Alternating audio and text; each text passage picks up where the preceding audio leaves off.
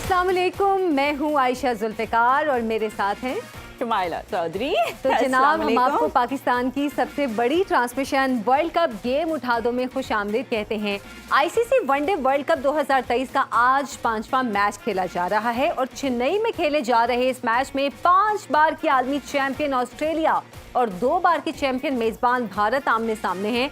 ऑस्ट्रेलियावी opener उनको अच्छा आगाज़ देने में तो नाकाम रहे हैं और अभी तक जो हमने मजमूई तौर पर अगर मैच की सूरत हाल की बात करें तो ऐसा लग रहा है कि जो ऑस्ट्रेलिया एक वर्ल्ड विनर जो टीम है आज वो झलक नज़र नहीं आ रही ऑस्ट्रेलिया में। तो इरफान हमारे साथ मौजूद हैं। इरफान, कहाँ गया वो ऑस्ट्रेलिया, कहाँ गई वो टीम जहाँ ये पिचेस गई बिल्कुल सही गई। देखिए, जिस तरह आपने इंट्रो में कहा कि 5 दफ़ा की वर्ल्ड चैंपियन है, वो 2 दफ़ा की है। भारत की हिस्ट्री रही है कि अपने कंट्री के अंदर बहुत अच्छा खेलते हैं और सबसे बड़ा जो इनकी विक्ट्री का अगर बात करें तो उसमें ओबियसली जो डोमिनेंस ऑस्ट्रेलिया ने शो की वो लास्ट 2-3 डेकेड के अंदर बहुत ज़्यादा विक्ट्रीज हासिल की। थोड़ी सी अगर इस वर्ल्ड कप के हवाले से बात करें तो ये ओबियसली सब जानते हैं आईसीसी का इवेंट है, बट अगर आप अभी स्क्रीन पे भी देखें तो जो बॉल का कलर आपको नजर आ रहा है वो नॉर्मली आप सब जानते हैं वाइट बॉल होती है ये ओडीआई T20 के अंदर। तो उसका कलर अगर आप देखें तो आपको वो ग्रेश सा ब्लैकिश नजर आ रहा है क्योंकि वो इतनी ज्यादा वो मड है, जो विकेट है वो प्रेस्टेड नहीं है, प्रॉपर प्रिपेयर नहीं की गई उस पे। उसको जैसे क्रैक्स भी काफी देखे आपने। ये इंडिया की हिस्ट्री रही है कि वो जब भी किसी ओपोजिशन को अपनी डोमेस्टिक या होम सीरीज में उन्होंने हराना होता था, गिराना होता था, तो वो इस तरह की पिच बनाते थे। तो होता क्या था कि वो उसके बाद वो स्पिन डिपार्टमेंट के अंदर लाके उनको ट्रैप करते हैं और वो उसमें फंसा के उनको आउट करते हैं। लेकिन क्या इस तरह की पिच पे खुद इंडिया को भी मसला नहीं होगा खेलने में? देखिए, 2 चीज़ें हैं। एक तो ये कि उनके प्लेयर इन कंडीशन में बहुत ज़्यादा खेले हुए हैं, उनका डोमेस्टिक बहुत तगड़ा है, वो बहुत ज़्यादा खेल के आए हैं, तो उनको लड़कों को इन पिचेस पे खेलने का प्रैक्टिस होती है। दूसरा ये कि आपकी जिस तरह की कंडीशन होती है आप उस तरह के प्लेयर प्रोड्यूस करते हो। इंडिया स्पिनर प्रोड्यूस करता है और बैटर प्रोड्यूस करता है। स्पिनर इसलिए करता है कि इस तरह की कंडीशन मिलती है जो स्पिनर के लिए हेल्पफुल होते हैं। तो हर दूसरा लड़का, अगर 2 फास्ट बॉलर आ रहे हैं तो 2 स्पिनर भी आ रहे हैं, वो कोशिश करते हैं कि हम अपने डोमेस्टिक के अंदर अच्छा परफॉर्म करेंगे तो टीम में आएंगे ना, तो वो उस पर जोर लगाते हैं। जैसे ऑस्ट्रेलिया जो है वो फास्ट बॉलर प्रोड्यूस करता है क्योंकि उनके कंट्री के अंदर बॉल ज़्यादा स्पिन ही नहीं होता, उनकी सॉइल ही ऐसी है कि हार्ड सरफेस होता है, हार्ड सरफेस पे बॉल स्पिन नहीं होती, तो आपको बाउंस और सीम और स्विंग मिलता है, कैरी ज़्यादा करता है।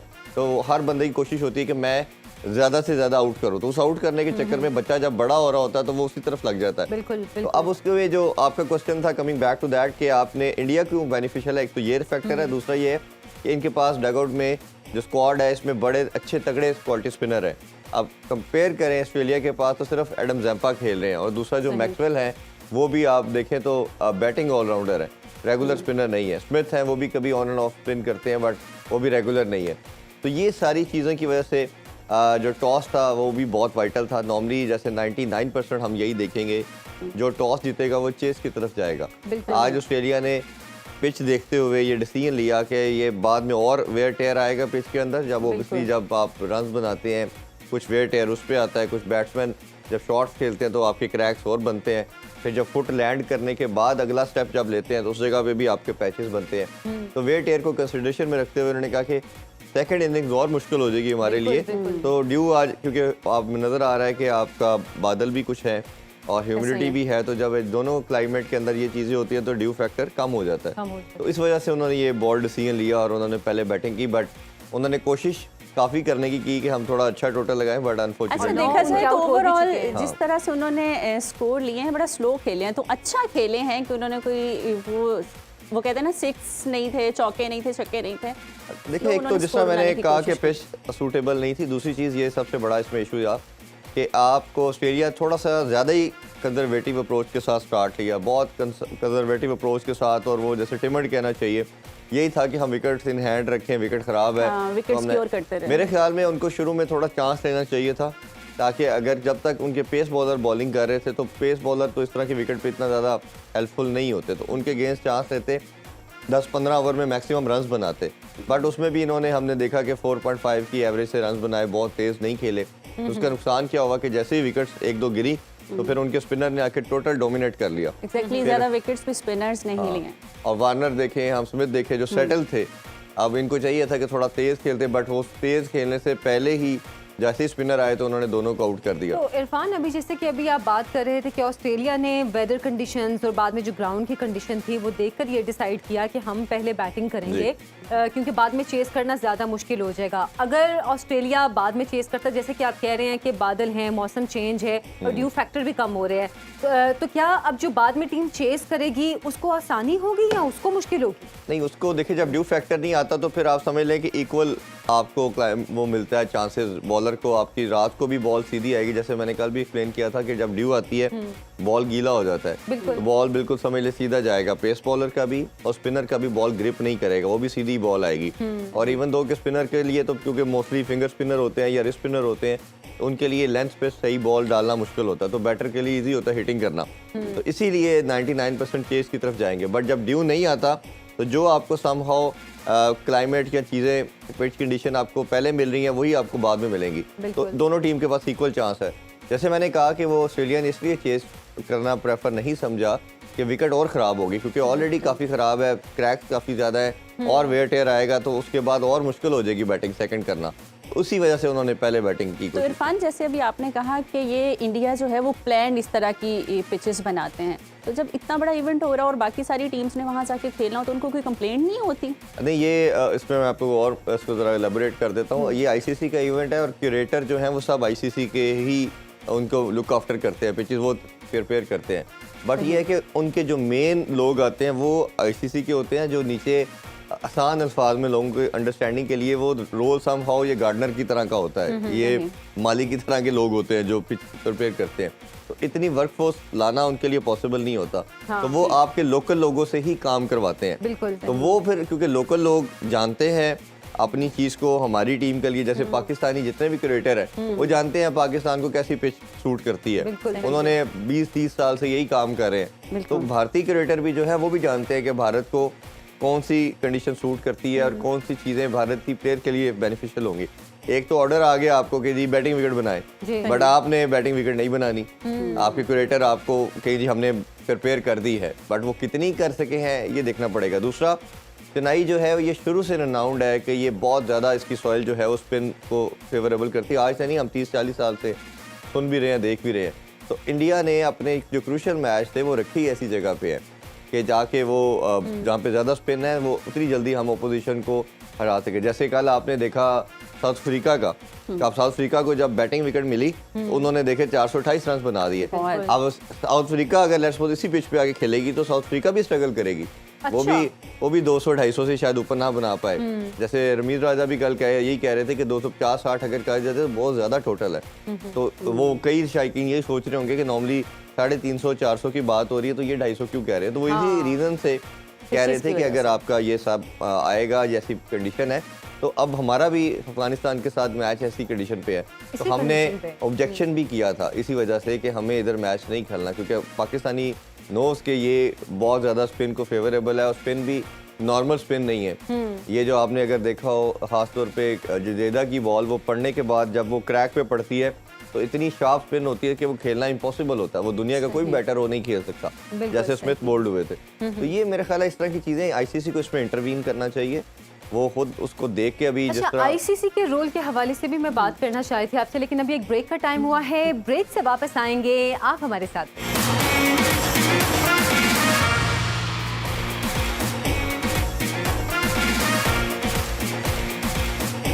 Welcome back. और जैसे कि आपने देखा कि पहली इनिंग खत्म हो चुकी है, ऑस्ट्रेलिया ने इंडिया को 200 रन का हदफ दिया है। गो के इतना बड़ा स्कोर तो नहीं है, लेकिन जैसे कि इरफान बात कर रहे थे कि पिचेस इस तरह की बनाई गई हैं कि ये स्पिनर्स के लिए तो फेवरेबल हैं, लेकिन जो बैटिंग साइड है उसके लिए थोड़ी सी मुश्किल हो रही है। इजहार बाजवा भी हमें ज्वाइन कर चुके हैं, उनसे यही सवाल मैं करती हूँ। इजहार, पहले तो ये 200 का टोटल आप कैसे देख रहे हैं, और जैसे कि मैं पिचेस की भी बात करी थी वो किस तरह देख रहे हैं आप ये तमाम? देखिए, ये मैच हो रहा है चिदम्बरम स्टेडियम चेन्नई में। ये हिस्टोरिकली ग्राउंड स्पिन फ्रेंडली रहा है। यहाँ पे जो पिचेस होती हैं स्पिन फ्रेंडली है, बॉल ग्रिप करती है, ब्रेक करती है और स्पिनर्स को एडवांटेज होता है। और यहाँ का इस ग्राउंड का जो एवरेज फर्स्ट इनिंग स्कोर है दैट इज अराउंड 225 और जो एवरेज सेकंड इनिंग स्कोर है that is around 202। So it means के जो भी टीम इस ग्राउंड में पहले बैटिंग करती है उसको एडवांटेज होता है। इसलिए ऑस्ट्रेलिया ने भी कंडीशंस को मद्देनजर रखते हुए पहले बैटिंग का फैसला लिया और ठीक फैसला लिया, लेकिन उसको इतना अच्छा एग्जीक्यूट नहीं कर सके। उन्हें कम से कम इस ग्राउंड में 250-250 स्कोर तक लेके जाना चाहिए था और थोड़ा शायद वो कंडीशंस को असेस ना कर सके, इस वजह से जो मिडिल ओवर्स हैं उसको इतना अच्छा वो खेल नहीं पाए। आप देखें एक तो शुरू ही उनकी बहुत ही स्टार्ट में पहली विकेट गिर गई, उसके बाद जो वार्नर और स्मिथ की पार्टनरशिप थी 50-60 ओवर्स की, उसके बाद उन्हें चाहिए था कि थोड़ा पिच पे मजीद स्टे करते और जब 120 पे उनके 2-3 आउट हो गए थे तो उनको गेम को लंबा खींचना चाहिए था। हालांकि उन्होंने जो अश्विन है और कुलदीप यादव है, नो डाउट बहुत एक्सीलेंट स्पिनर्स हैं, उन्होंने एक बड़ा सस्टेन्ड प्रेशर कायम किया हुआ था स्मिथ और लबुशैन पे, लेकिन जो उनका प्रेशर का फ़ायदा उठाया जडेजा ने। उनकी जब चेंज करके जडेजा आए तो इन दोनों ने समझा कि अब शायद थोड़ा कदरे आसान बॉलर आ गए हैं तो हमारे लिए आसान होगा, और ऑन पेपर जडेजा है भी थोड़े आसान बॉलर, अगर आप कंपैरिजन करें अगर अश्विन और से कुलदीप यादव से, तो उन्होंने सोचा कि जडेजा एक ऐसा लिंक है जिसको हम अटैक कर सकते हैं, लेकिन ये स्ट्रैटेजी काउंटर प्रोडक्टिव रही और जडेजा ही सबसे थ्रेटनिंग बॉलर है। उन्होंने तीसरी चौथी पांचवी विकेट ली, पहले उन्होंने लबुशैन को आउट किया, फिर स्मिथ को आउट किया और बड़े जैसे जो बॉल थी बहुत ही मुश्किल बॉल थी। और इस ग्राउंड में जो मेरे ख्याल में ऑस्ट्रेलिया से गलती ये हुई कि जब उनको अपने टारगेट को रीअसेस करके कोशिश करनी चाहिए थी कि हम पिच पे ज़्यादा देर कायम रहते, और अगर आपके 30 ओवरों में ही 5-6 आउट हो जाएं उसके बाद आपके लिए आखिरी 10 ओवरों में अटैक करना बहुत मुश्किल हो जाता है। और आजकल के जो T20 बहुत ज़्यादा खेली जाती है तो प्लेयर्स आपके पास इतने हैं, आप उनमें इतना पोटेंशियल होता है बैट्समैन में कि वो आखिरी 10 ओवरों में भी अगर कंडीशंस हो, विकेट्स इन हैंड हो, तो 10 पर ओवर से ज़्यादा भी आखिरी 10 ओवर में 100-125 स्कोर कर सकते हैं। अच्छा, तो इसलिए आपको मिडिल ओवर्स को बड़ा क्रूशल है और मिडिल ओवर्स में आपने विकेट्स इन हैंड रखनी है ताकि आपकी जो फायर पावर है, और अब जिस तरह मैक्सवेल की मैं आपको एग्जांपल लेता हूँ, मैक्सवेल ऐसे प्लेयर हैं who looks good when is attacking, लेकिन जब उनको ये पार्टनरशिप बिल्ड करनी पड़े या थोड़ा वो ये हो कि उन्होंने पिच पे स्टे करना है तो उनकी गेम में टेंटेटिवनेस नजर आती है, क्योंकि जो नेचुरल गेम है वो नहीं खेल रहे होते। तो मैक्सवेल बहुत जल्दी आ गए, तो उस टाइम वो एक ऑड सिचुएशन में आए थे। नॉर्मली जब वो आते हैं सिचुएशन ये होती है he has to go for the attack, लेकिन जब वो जल्दी आ जाते हैं उस सिचुएशन में वो इतना अच्छा अटैक नहीं कर सकते, और ऑस्ट्रेलिया से यही होगी कि they lost too many wickets too early. अच्छा, हम देख रहे थे कि कोशिश कर रहे थे वो भी बड़ा स्लो खेल के एक रन्स लेने की, 2 रन्स लेने की, कि हम अपनी विकेट बचा लें मैक्सिमम, लेकिन मसला ये है कि मैक्सवेल जिस तरह है वो एक ऐसे प्लेयर है जो अटैकिंग क्रिकेट खेलते हैं, उनकी नेचुरल गेम ही अटैकिंग है। स्पिनर्स को वो बेहतर खेलते हैं बाकी ऑस्ट्रेलियन प्लेयर से, लेकिन जब आपको अपनी नेचुरल गेम के अगेंस्ट खेलना पड़ता है तो आपकी गेम में इतना रिदम, फ्लो और मोमेंटम नहीं रहता। और जिस स्टेज पे मैक्सवेल आए उस टाइम ऑलरेडी जब इतनी ज़्यादा विकेट्स इतनी जल्दी गिर चुकी थी तो उनकी गेम में टेंटेटिवनेस इसीलिए नजर आई क्योंकि ही वॉज इन 2 माइंड्स कि whether I have to go for the attack या फिर मैंने कंसोलिडेट करके पार्टनरशिप बनानी है। तो इस वजह से वो इतना अच्छा नहीं कर सकते। और कैरी का भी यही मसला है और ग्रीन का भी यही मसला है। मैक्सवेल, कैरी, ग्रीन ये ऐसे प्लेयर्स हैं जो अटैकिंग क्रिकेट नॉर्मली खेलते हैं। जब ये बहुत जल्दी आ जाएं व्हेन दे उस सिचुएशन में जब 25-30 ओवर पड़े हुए हैं आपकी टीम के पास, तो इनकी गेम के अंदर भी टेंटेटिवनेस नजर आती है क्योंकि नेचुरल गेम के अगेंस्ट इनको फ्लो से खेलना पड़ता है। और ये सिचुएशन आज ऑस्ट्रेलिया को नजर आई। उन्हें यही चाहिए था कि स्मिथ और लबुशैन है, उन्हें चाहिए था कि 30-35 ओवरों तक विकेट्स हैंड लेके रहते, बेशक स्कोर इतना ज़्यादा ना भी कर पाते, और एंड में उनके पास इनफ फायर पावर है कि वो सिचुएशन के मुताबिक एक अटैकिंग क्रिकेट खेल सकते हैं और आखिरी 10-15 ओवर में 100-150 स्कोर कर सकते थे। मैं ऐड करना चाहूँगा इनकी बात में, जो जडेजा की बात करें ना हम कि वो बड़े इफेक्टिव रहे, उसकी रीज़न ये होती है कि जब आपकी विकेट ऐसी होती है जिसके अंदर क्रैक्स है और इस तरह की बड़ी कंडीशन है, वो प्रॉपर प्लेसड नहीं है विकेट आपकी पिच, तो जो फिंगर स्पिनर है उसकी बॉल क्रैक पे या मड पे पड़ने के बाद एकदम शार्प स्पिन करता है क्योंकि ग्रिप ज़्यादा करता है बॉल, और ग्रिप करने के बाद जब शार्प स्पिन करता है तो खेलना इम्पॉसिबल हो जाता है। नॉर्मल कंडीशंस के ऊपर जब विकेट बेहतर है बैटिंग के लिए तो उसमें इनकी बॉल एक लिमिटेड हद तक वो आपकी स्पिन करती है जिसमें बैटिंग जो है कन्वीनियंट होती है। और इसी तरह जो रिस्ट स्पिनर की बात करें, कुलदीप की बात करें, तो कुलदीप की बॉल एक रीजनेबल लेवल तक स्पिन करती रही जिसको वो हैंड से रीड भी कर रहे थे ऑस्ट्रेलियन, इतना प्रॉब्लमेटिक सिचुएशन में नहीं आई। बट जडेजा की जो शार्प स्पिन की वजह से और वैसे भी उनका एंगल भी पहले अंदर की तरफ लाते हैं बॉल, आप आर्म का अगर एंगल देखें तो ये एंगल है, बॉल पहले अंदर आती है और उस एंगल से जब पड़ने के बाद एक्स्ट्रा ऑर्डिनरी तेज भी करवाते हैं। जब शार्प स्पिन करता है तो वो रादर इम्पॉसिबल हो जाता है बैटर के लिए कि वो कोई शॉट खेल सके या इवन उसको डिफेंड भी कर सके। वो फिर इसी तरह स्मिथ का खास तौर पे विकेट आप देखें तो बड़ी आउटस्टैंडिंग थी कि जिस तरह उन्होंने बोल्ड किया उनको। अच्छा, ये अभी हम जैसे पार्टनरशिप की भी इजहार भी बात कर रहे थे, हमने एशिया कप में भी अपनी ट्रांसमिशन में देखा और अभी भी हमने कल के मैच में खास तौर पर देखा कि जो पार्टनरशिप थी वो ज़्यादा लॉन्ग लास्टिंग साबित हुई, ज़्यादा स्कोर करने में कामयाब हुई। लेकिन आज के मैच में क्या इन कंडीशंस की वजह से भी पार्टनरशिप नहीं बन पाई? देखिए ये लोग ना बहुत कम खेलते हैं इन कंडीशन के अंदर एशियन में। हाल दो कि ये अब सारे लड़के IPL के लिए आते तो हैं, बट अब वो T20 फॉर्मेट है, उसमें आपने हर बॉल पे हिट करनी है, उस तरह आइडिया नहीं होता। और भारत वैसे भी IPL में इस तरह की कंडीशन नहीं देता, उसमें आपको टोटल बैटिंग विकेट्स देता है वो, और वो इंटायरली डिफरेंट एक फॉर्मेट है, उसमें आप चल जाते हैं। इसके लिहाज से अगर देखें तो ODI के अंदर या टेस्ट के अंदर आपको लंबा टाइम सर्वाइव करना पड़ता है, और पिच को या कंडीशन को रीड करना यही असल क्रिकेट की जिस्ट है। और हमारे जो एशियंस हैं वो इनमें बहुत खेले हुए हैं। जैसे ये समहाउ ऐसा ही है कि पाकिस्तान के जिस तरह 3 आउट हो गए थे टॉप ऑर्डर नीदरलैंड के अगेंस्ट, हमने पार्टनरशिप बिल्ड की, थोड़ा सा खींचा, फिर एक पार्टनरशिप लगी लेके, तो एटलीस्ट हमने 287 एक मोर देन रीजनेबल टोटल बना दिया। ऑस्ट्रेलियन को भी आज यही करना था कि दरमियान में जब आपकी पार्टनरशिप लगी थी तो उसको स्ट्रेच करना था, थोड़ा सा प्रलॉन्ग करना था, और कोशिश यही करनी चाहिए थी कि 35-40 ओवर तक हमारे 3-4 से ज़्यादा आउट ना होते। अगर ये इस स्टेट ऑफ माइंड के साथ खेलते तो एंड में आखिरी 10 ओवर की बजाय सिर्फ 5 ओवर में भी वो कंसोलिडेट करने के बाद अटैक करते, तो मेरा ख्याल है ये इजीली 230-35 बना सकते थे। बट क्योंकि हर एक ने कोशिश की कि वो ज़रा तेज़ खेले, थोड़ा सा सेटल होने के बाद ट्राई करता था शॉट्स के लिए, जैसे शॉट्स के लिए जाते थे आउट हो जाते, अपने विकेट गवा देते, तो यही वजह बनी। और 230-35 इस पिच पे बड़ा मुनासिब स्कोर है, और बड़ा मुश्किल होना था इंडिया के लिए चेस करना।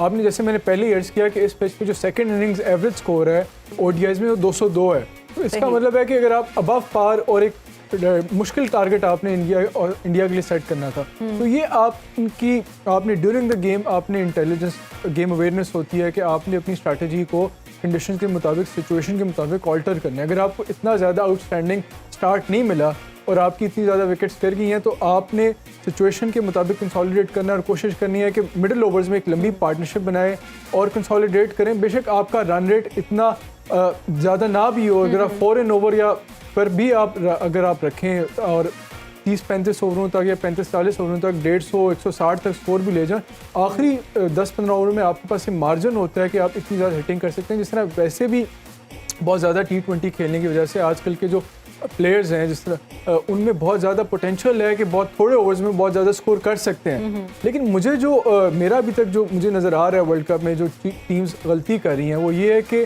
ज़्यादा T20 खेलने की वजह से टीम्स को ये तो अंडरस्टैंडिंग डेवलप हो गई है कि हमने पावर प्ले में कैसे खेलना है या डेथ ओवर्स में कैसे खेलना है, लेकिन ODI क्रिकेट में जो मिडिल ओवर्स हैं उनकी बहुत ज़्यादा इंपॉर्टेंस होती है। मिडिल ओवर्स जो 15 से लेके 40 ओवर तक, उसको कैसे मैनेज करना है either as a bowling side or as a batting side. This is very crucial in ODI cricket. तो जो टीम्स मिडिल ओवर्स को अच्छा तरीके से मैनेज कर पा रही हैं वो जीत भी रही हैं, और जो टीम्स मिडिल ओवर्स में मिस्टेक्स कर रही हैं वो हार रही हैं। जिस तरह इंग्लैंड है, इंग्लैंड न्यूजीलैंड के खिलाफ मिडिल ओवर्स में उन्होंने बहुत ज़्यादा विकेट्स की और हार गए। हॉलैंड के खिलाफ पाकिस्तान ने गो के अर्ली विकेट्स गिर गई थी उनकी 3 ओवर, लेकिन 3 विकेट्स गिरने के बाद उन्होंने मिडिल ओवर्स में पार्टनरशिप बनाई और काफ़ी हद तक गेम को स्ट्रेच कर गए। और कल भी हमने देखा साउथ अफ्रीका ने भी अपनी गेम को या अपनी इनिंग्स को बहुत तरीके से पेश किया। बड़ा इंटरेस्टिंगली उनके जो पहले 10 ओवरों में सिर्फ 50 स्कोर बनाए और 20 ओवरों तक उनके 120 स्कोर हो गए, फिर 30 ओवरों तक उनके 210 स्कोर हुए, यानी पहले 10 ओवरों में वो 5 रन पर ओवर की एवरेज से जा रहे थे, फिर पहले 20 ओवरों में वो 6 रन पर ओवर की एवरेज से जा रहे थे, और 30 ओवरों में 7 रन पर ओवर की एवरेज से जाते थे। उन्होंने इस बात का तयन, जब उनको आइडिया हो गया कि they have wickets in hand, फिर उन्होंने अपनी जो इनिंग्स की पेस है उसको आहिस्ता आहिस्ता एक्सेलरेट किया। उन्होंने रेकलेस शॉट्स नहीं खेली क्रिकेट, और ये क्रिकेट की खूबसूरती है ODI क्रिकेट में। आपने सिचुएशन के मुताबिक, और ODI क्रिकेट मेरे ख्याल में T20 से ज़्यादा इसको अगर आप कंपेयर करें तो it's like a test match as well. उसमें आपका टेम्परामेंट भी टेस्ट होता है और आपकी शॉट्स भी टेस्ट होती है और आपकी थिंकिंग और अवेयरनेस और गेम इंटेलिजेंस भी टेस्ट होती है। ओवरऑल आपकी परफॉर्मेंस उसमें टेस्ट हो जाती है। इरफान, अभी जैसे कि अभी आप बात कर रहे थे कि नेक्स्ट मैच पाकिस्तान का अफगानिस्तान के साथ यहीं पर है चेन्नई के इस स्टेडियम में, तो पाकिस्तान के लिए आप क्या मतलब मशवरा हम बात अगर करें तो क्या आप कहेंगे कि पाकिस्तान को पहले यहाँ पर अगर टॉस जीता है बैटिंग करनी चाहिए या बॉलिंग करनी चाहिए? देखिए ड्यू फैक्टर को सबसे पहले देखना पड़ेगा। अगर नहीं आ रही ड्यू, जैसे बताया जा रहा है कि इधर ड्यू फैक्टर एज सच नहीं आ रहा, क्योंकि साथ समंदर भी है, तो जब ओशन होता है तो उसकी वजह से भी ह्यूमिडिटी होती है, तो ड्यू एज सच नहीं आती। कराची जैसा वेदर है, कराची जैसा वेदर है। जैसे लाहौर साइड पे हम देखते हैं तो ज़्यादा हमें ड्यू पंजाब में मिलती है उस साइड पे था, तो हम यही बात कर रहे थे, यही कह रहे थे ज़्यादा ड्यू आ सकता है, तो उधर इस साइड पे एज सच नहीं है। तो वो आपको देखना पड़ेगा। और आपका जब जैसे ज़ार ने भी कहा कि उसमें टेंडेंसी यही है कि पहले एवरेज टोटल ज़्यादा है, बाद में खेलना चेज़ मुश्किल है, और ऑस्ट्रेलिया ने भी यही कंसिडरेशन में रख के किया था। और प्लस हमारे बैटर जो हैं वो उनके स्पिनर के अगेंस्ट स्ट्रगल करते आए हैं रिसेंट पास्ट में, अभी उनके अगेंस्ट सीरीज़ में भी देखा, हमने एशिया कप में भी देखा। तो पहले बैटिंग करते हुए आपकी विकेट थोड़ी बेहतर होती है, ऐसी विकेट खास तौर पे जिस चुनाई की है, तो उसमें आप जितना maximum run on the board लगाएं और उसके बाद आप अपोजिशन को फिर टारगेट करें। और उसमें अगर हमारा जब भी ऐसी पिच पे मैच होगा तो हमें फिर 3 स्पिनर के साथ जाना चाहिए। हमें फिर उसामा मीर हमारे डगआउट में बैठे हैं कि जो बड़ा एक प्रॉपर लेग स्पिनर है, तो उसको ऐड करके आप यूटिलाइजेशन कर सकते हैं। अगर आपकी बैटिंग में कैपेसिटी आती है तो सलमान अली आगा भी अच्छा बैटिंग ऑलराउंडर है, बट अच्छा स्पिन कर लेते हैं, उनको आप फिंगर स्पिनर के तौर पे भी कर सकते हैं। और हमारे पास जैसा नवाज है और या इफ्तिखार है, तो एक अच्छा कॉम्बो बन सकता है। बट अभी तो सारा फोकस ये है कि परसों जो मैच हमारा श्रीलंका के साथ है, अभी तो ओबियसली उसकी प्रिपरेशन चल रही है और उसके लिहाज से सब सोच रहे हैं कि क्या अप्रोच रखनी चाहिए, क्योंकि वो भी स्पिन में बड़े तगड़े हैं। और वो भी हैदराबाद में, और हैदराबाद के जो कंडीशंस हैं उसी तरह के हैं जिस तरह के पहले मैच में आपने देखा हमारे नेदरलैंड्स के साथ था। वहाँ ड्यू होगी और वहाँ तो आपको नेचुरली कोशिश करनी चाहिए कि अगर आप टॉस जीत जाते हैं तो पहले बॉलिंग करें और चेज करें सेकंड। अच्छा, उसकी विकेट बेहतर है जी, उसकी विकेट बैटिंग, वो तो जिस तरह आपने पहला मैच देखा है कि हैदराबाद की एक किस्म की ज़्यादा बैटिंग फ्रेंडली विकेट होती है, और उसमें और बैटिंग फ्रेंडली विकेट में ड्यू फैक्टर ना भी हो तो आपको कोशिश करनी चाहिए कि आप सेकंड बैटिंग करें, ताकि जब आप बैटिंग करने आए तो आपके सामने टारगेट हो और आप उसके मुताबिक अपनी गेम को ऑल्टर कर लगे। जब बहुत ही बैटिंग विकेट होती है, बैटिंग फ्रेंडली विकेट्स होती हैं, तो जब आप पहले बैटिंग कर रहे होते हो तो teams can be double minded कि what is the right score to go, क्योंकि आप अगर बैटिंग कंडीशन में 300 भी कर लें और आपको लगे कि ये थोड़ा है, या 350 भी कर लें तो थोड़ा है, तो इस तरह से आप थोड़ा कंफ्यूज रहते हो। लेकिन जब आप बैटिंग सेकंड कर रहे होते हो, आपको पता होता है क्या टारगेट है और उस हिसाब से आप अपनी बैटिंग को पेस कर सकते हैं, इनिंग्स को पेस कर सकते हैं। तो 200 जस्ट 200 का जो स्कोर है ऑस्ट्रेलिया का, इसको आप समझते हैं कि ये सेफ स्कोर है इन पिचेस को देखते हुए? ऑल्दो उनका डिसीजन भी, जैसे कि आप दोनों बता चुके हैं कि पिचेस के अकॉर्डिंगली बिल्कुल ठीक था पहले बैटिंग का। और अगर हम स्टैट्स देखें तो वो स्टैट्स भी ये कहते हैं कि इंडिया और ऑस्ट्रेलिया के जो ओडीआई वर्ल्ड कप हुए हैं हेड टू हेड 12 हुए हैं, जिसमें से जो है वो 8 जो है वो ऑस्ट्रेलिया ने विन किए हैं और जो 4 हैं वो इंडिया ने। तो अभी जो विकेट्स की बात भी हम कर लें, अगर इनकी भी बात कर लें, तो इनको वर्ल्ड कप के इतने बड़े इवेंट के लिए, ऑल्दो हमें इरफान बता चुके हैं कि आईसीसी का डिसीजन होता है विकेट्स बनवाना, तो क्या थोड़ी बेहतर पिचेस नहीं होनी चाहिए? देखिए, जो पहले आपने सवाल किया स्कोर इज इट इनफ और नॉट, मिक्स हो गए 2-3। जो 200 स्कोर है, I think it is around 25-30 run short जिस तरह की पिच है। अगर किसी तरह ऑस्ट्रेलिया इसको 250-250 तक स्ट्रेच कर लेते तो इंडिया के लिए इसको चेज करना मुश्किल होना था। तो अभी तो नेचुरली इंडिया को एडवांटेज हासिल है और 60, लेकिन इतना ज़्यादा एडवांटेज भी हासिल नहीं। 60-40% मैं भी कहूँगा कि 60% चांस ऑफ विनिंग इंडिया का, 40% चांस ऑस्ट्रेलिया का। ऑस्ट्रेलिया की वीकनेस ये है कि जितने अच्छे स्पिनर्स इंडिया के पास हैं, जिस तरह कुलदीप यादव है, अश्विन है, बहुत एक्सपीरियंस स्पिनर है, 3रा-4था वर्ल्ड कप खेल रहे हैं, और उसके अलावा जडेजा भी आता है, इस तरह के इतने अच्छे स्पिनर ऑस्ट्रेलिया के पास नहीं है। जैम्पा है, लेकिन उसके अलावा जैम्पा के अलावा जो स्पिनर्स हैं, मैक्सवेल है, लबुशेन है या स्मिथ हैं, वो they're sort of part time bowlers. तो बाकी ऑस्ट्रेलिया का जो अटैक है, बॉलिंग अटैक है, वो पेस हैवी है, जिसमें स्टार्क है, उनके पास कमिंस है, हेजलवुड है। तो ऑस्ट्रेलिया का इतना अच्छे स्पिनर्स नहीं है। लेकिन देन अगेन अगर आप फिर भी शुरू में अगर आप न्यू बॉल से ऑस्ट्रेलिया विकेट्स ले ले, जिस तरह बुमराह ने और सिराज ने, they trouble Australian batters in the start.